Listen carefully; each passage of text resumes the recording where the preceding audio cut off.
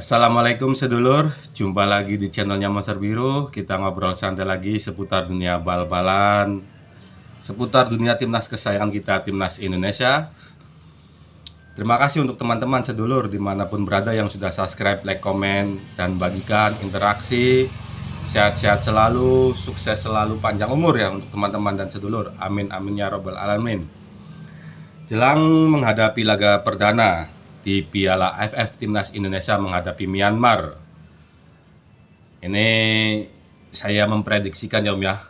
Kita tahu bersama untuk timnas kita, timnas Indonesia ini bergabung di grup B. Ada nama-nama macam Filipina, Vietnam, Myanmar. Nah, ini yang unik, saya mau bahas Vietnam ya.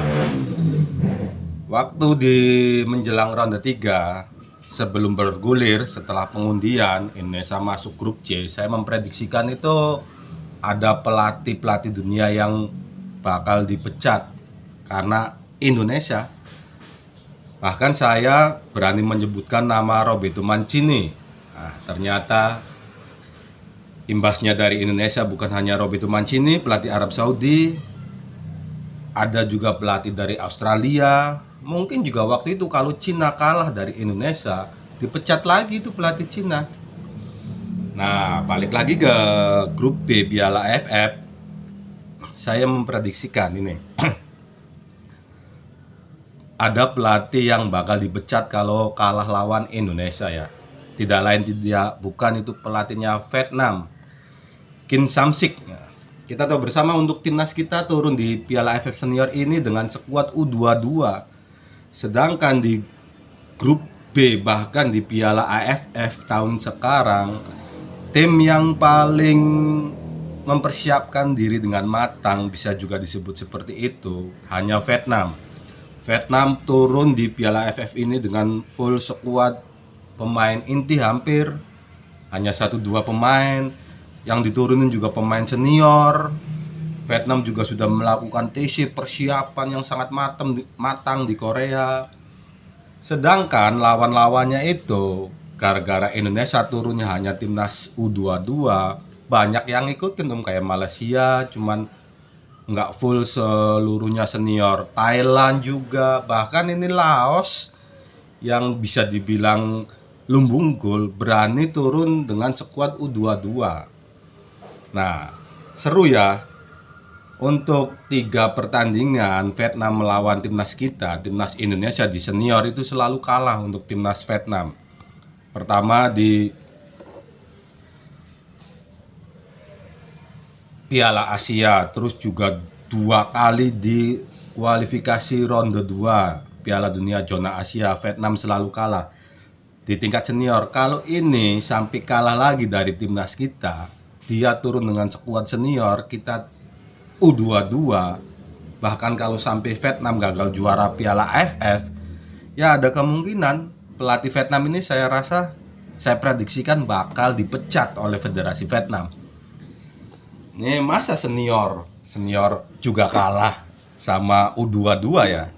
Kalau senior lawan senior, jelas Vietnam sudah bukan kelas kita lagi, tapi ini lawan U22 kita satu grup sama Vietnam. Saya prediksikan menang timnas kita, walaupun kita turun dengan skuad U22, kita pede bisa ngalahin Vietnam.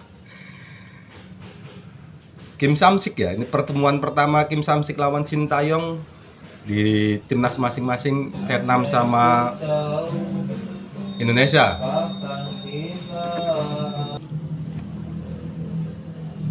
Menurut saya juga ya, di grup ini yang perlu diwaspadai itu Filipina. Filipina kan turun dengan skuad senior ya. Kita tahu bersama waktu di kualifikasi ronde 2 juga nih, Filipina ini